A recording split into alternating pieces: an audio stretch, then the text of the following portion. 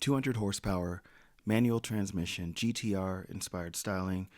Wait a second, that was the Sentra 20 years ago.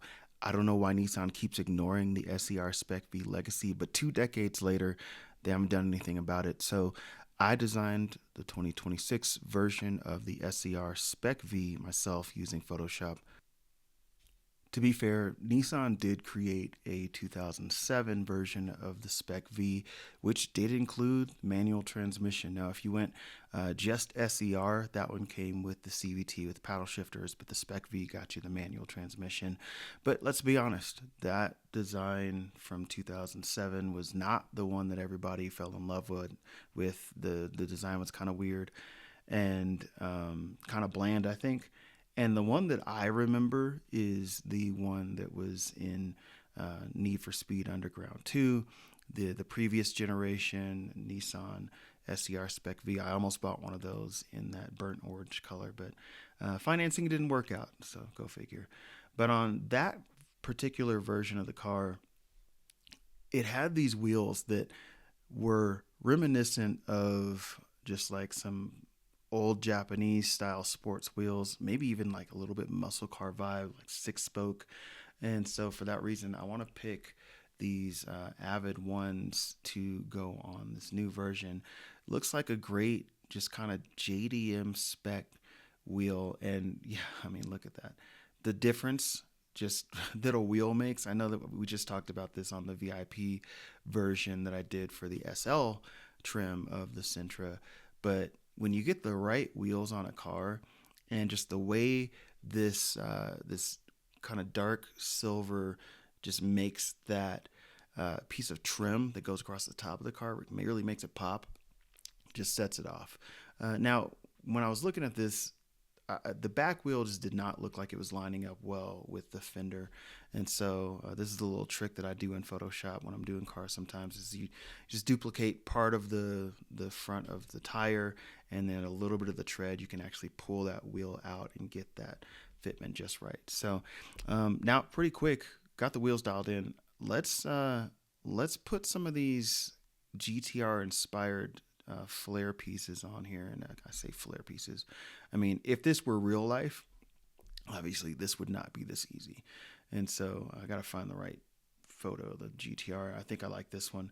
But, these body panels, these like the body kit would not be a direct fit in real life. And I realize that Photoshop makes this just so easy to grab some body pieces from one car, put it on a different car, see what it looks like. If anybody does this in real life on this car, you have to let me know. Or if you're a shop, you need a designer, you want somebody to like render out what a car could look like for a client or something, dude, hit me up. I'd love to be able to design something that would be used in real life. But for this one, right now, I'm just going to select specific body pieces from the 2025-2026 GTR, which in and of itself, this design has become a little bit, controversial. Some people don't really like it. It is kind of just a facelift of what they've already done with the GTR for, again, probably the last couple of decades. They haven't really changed it that much. But the fog lights, I love that hexagon design. Obviously, the front lip, the side skirts, the rear diffuser area.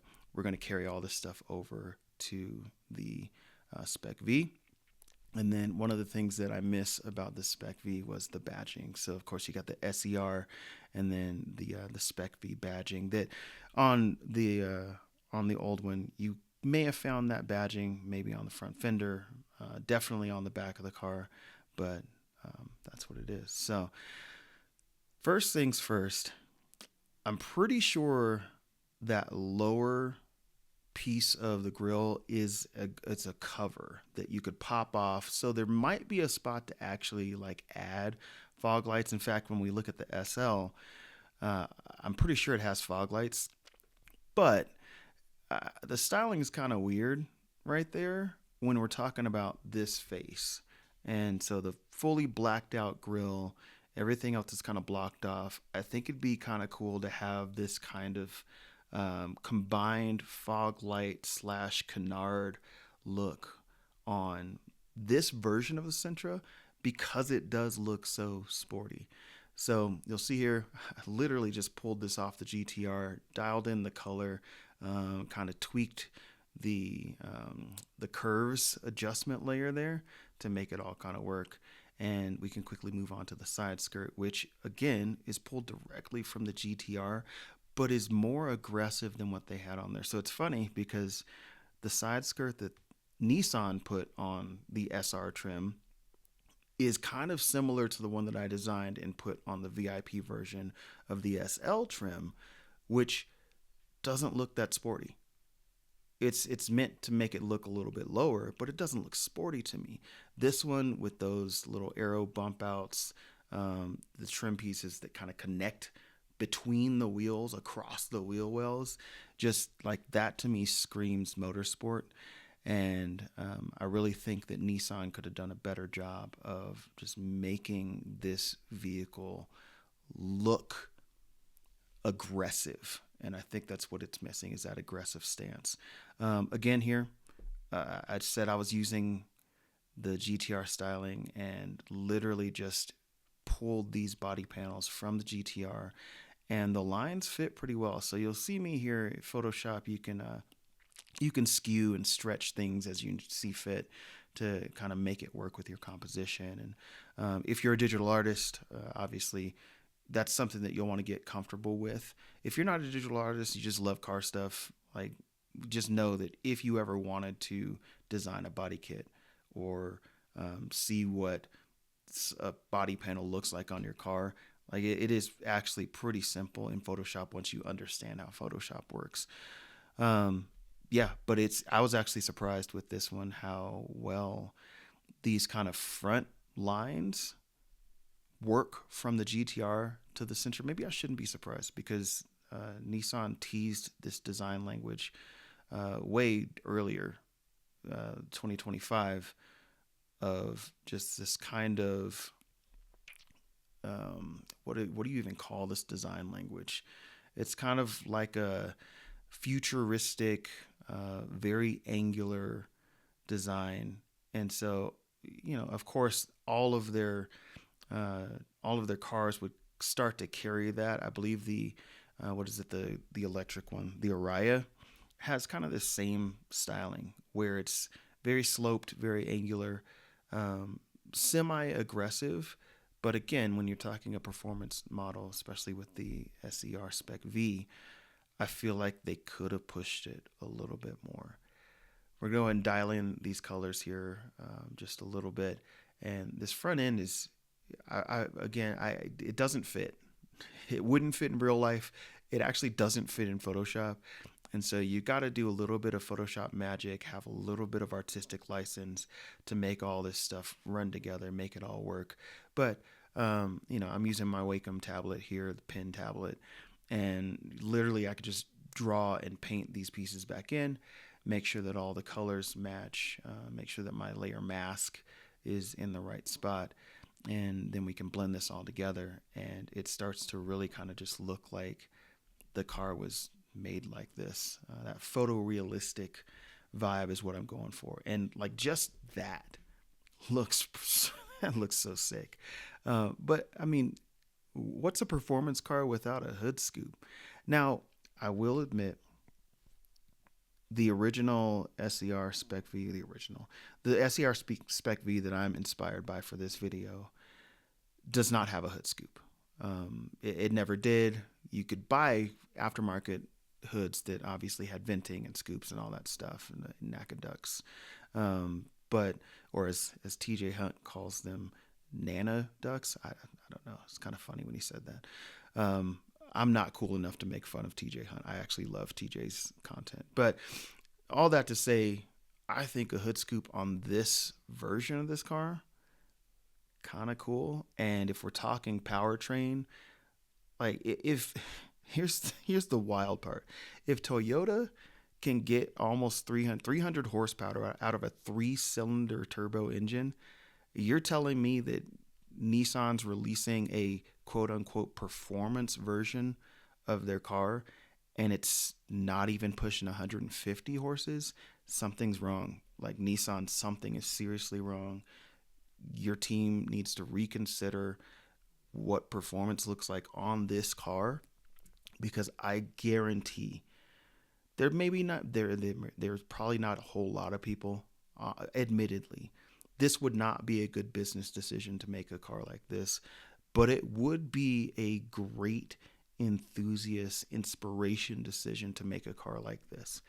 And so why they've abandoned the SE-R Spec-V, or even not even like considered a new version of it, I don't know.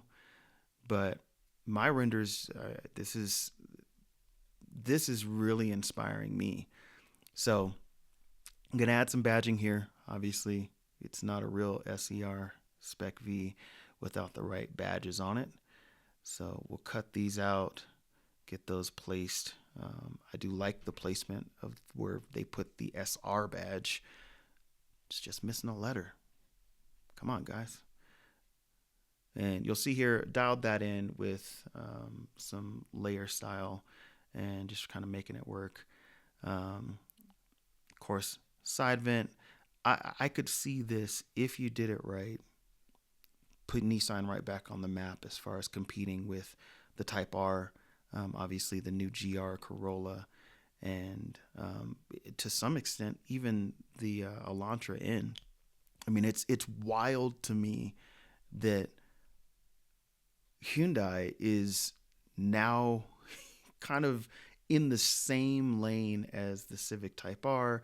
Like they're making a performance vehicle out of Korea that rivals some of the coolest track focused front wheel drive slash all wheel drive, like sedan slash hatchbacks, that whole kind of group of cars. And Nissan is just kind of getting left in the dust, but they don't have to be. So I'm going to dial in a little bit more of these details here, get these highlights on the car, and we see pretty quickly that this shapes up really nicely to represent the SE-R Spec-V. I'm going to add a few final details here. I think it's always kind of cool when you've got these little details like the side lights. I believe the Sentra has lights on the wing mirrors, but this is the positioning of where I want to create this light lines up with the little yellow corner piece of the headlight, and I just think it's super cool that that detail would run along the side. It's one of those things in car design where it's like if the front end looks cool and the back end looks cool, but it doesn't really connect in the middle of the car just kind of falls flat. And that's what I feel like with this current Sentra, is that it's just this giant slab of kind of nothingness in between the front and the back, which have been arguably really well designed. But it's almost like they just didn't finish the thought of the car. So this is my attempt at adding some details to this. I'm going to grab an actual LED light and then I'm going to clip that down in the layers to get that texture of the light on the one that I did. So before, after, like night and day. Nissan, where are you at? You really got to build. I mean, you don't have to do anything, obviously. I'm nobody. I'm a guy that'll probably get about 40 views on this video, but you got to build this.